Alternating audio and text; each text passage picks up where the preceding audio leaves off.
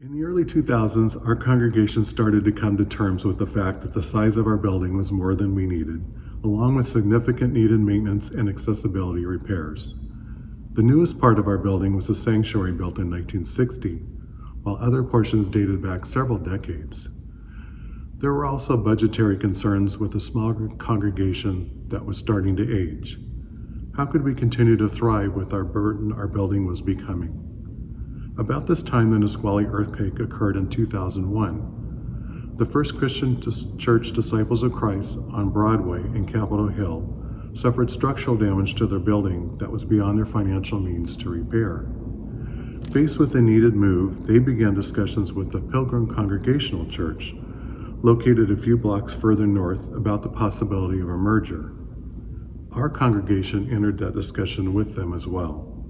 After hours of meetings, prayer, and discernment, we decided it was not the ideal fit for us and returned to the drawing board. Now what?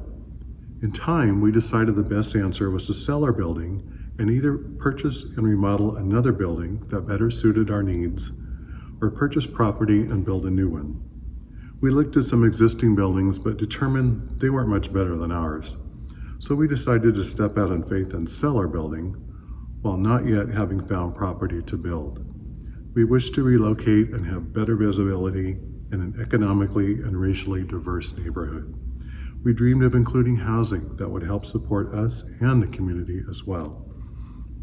Our next step was to find a temporary home to worship in and fellowship in. In time, we accepted the generous offer from Mount Baker Park Presbyterian Church to meet in their building in the afternoons. And in 2006, we sold our building. We also generously deeded some adjacent land that was being used as a community pea patch garden to the city of Seattle, with the provision that it remain a garden to provide sustainability to our neighbors.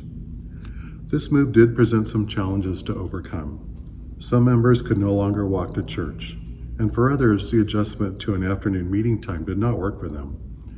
We lost some members, but we also gained some new ones in the process. Shortly after the move, we found and purchased the dwelling and property our current building sits on, though it would be 10 years before that dream came to fruition. Sometimes those 10 years seem like the Israelites wandering in the wilderness, though thankfully not for 40 years. We had to make adjustments in how we did worship in an ornate traditional sanctuary and how we did coffee hour.